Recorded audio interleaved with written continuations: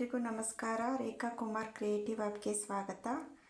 ಇವತ್ತು ಕಡಲೆ ಉಂಡೆ ಮಾಡ್ತಿರೋದು ನಾಟಿ ಕೋಳಿನಲ್ಲಿ. ತುಂಬ ಚೆನ್ನಾಗಿರುತ್ತೆ. ಇದು ಪಕ್ಕ ಹಳ್ಳಿ ಸ್ಟೈಲಲ್ಲಿ ಮಾಡಿರೋ ಕೈಮಾ ಉಂಡೆ. ಇದನ್ನು ಕಡಲೆ ಉಂಡೆ ಅಂತಲೂ ಹೇಳ್ತೀವಿ ಹಳ್ಳಿ ಕಡೆ. ಇದು ಮುದ್ದೆ ಜೊತೆಗೆ ಮತ್ತು ಮಕ್ಕಳಿಗೆ ಇದು ಉಂಡೆಗಳು ಅಂದರೆ ತುಂಬ ಇಷ್ಟ. ಕೇಳಿ ಮಾಡಿಸ್ಕೊತಾರೆ ಈ ಉಂಡೆನ, ಕಡಲೆ ಉಂಡೆನ. ನನಗಂತೂ ಇಲ್ಲಿ ನಮ್ಮ ಅಜ್ಜಿ ಮಾಡೋದು ತುಂಬ ಇಷ್ಟ ಆಗುತ್ತೆ. ನಮ್ಮ ಅಜ್ಜಿ ಊರಲ್ಲಿ ಇದೇ ಥರ ಮಾಡೋದು ಕಡಲೆ ಉಂಡೆನ. ಸೊ ಇವತ್ತಿನ ರೆಸಿಪಿ ಎಲ್ರಿಗೂ ಇಷ್ಟ ಆಗುತ್ತೆ ಅಂತ ಅಂದ್ಕೊಂಡಿದ್ದೀನಿ. ನೋಡಿ ಎಷ್ಟು ಚೆನ್ನಾಗಿರುತ್ತೆ. ಬನ್ನಿ ಇದಕ್ಕೆ ಏನೇನು ಬೇಕು ಅಂತ ನೋಡೋಣ.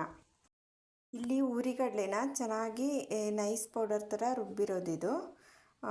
ನಿಮ್ಗೆ ಎಷ್ಟು ಬೇಕೋ ಅಷ್ಟು ನೋಡ್ಕೊಳ್ಳಿ. ನಾನಿಲ್ಲಿ ಒಂದು ಮುಕ್ಕಾಲು ಕಪ್ಪಷ್ಟು ಕಡಲೆನ ರುಬ್ಬಿರೋದು.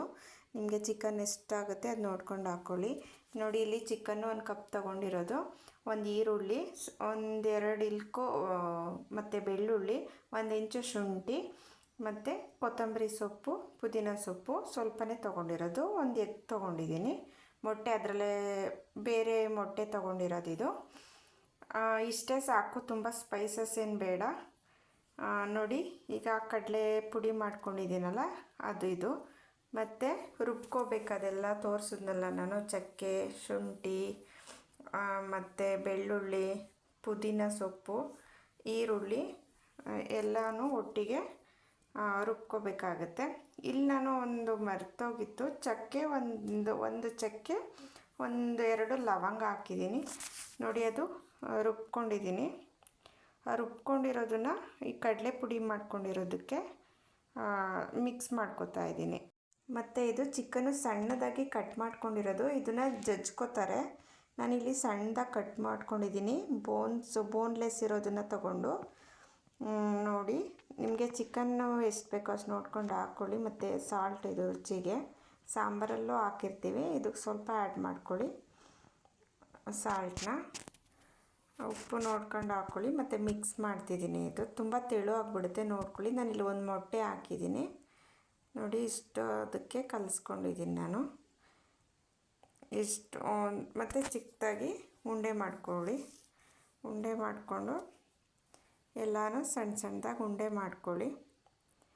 ಕಡಲೆ ಎಷ್ಟು ಬೇಕು ನೋಡ್ಕೊಂಡು ಹಾಕ್ಕೊಳ್ಳಿ. ನಾನು ಇಲ್ಲಿ ಸ್ವಲ್ಪ ಜಾಸ್ತಿ ಕಡಲೆ ತೊಗೊಂಡಿದ್ದೀನಿ. ನನಗೆ ಈ ಥರ ತಿನ್ನೋಕ್ಕೆ ತುಂಬ ಇಷ್ಟ, ಹಾಗಾಗಿ ನಾನು ಸ್ವಲ್ಪ ಜಾಸ್ತಿ ಕಡಲೆ ತೊಗೊಂಡಿದ್ದೀನಿ.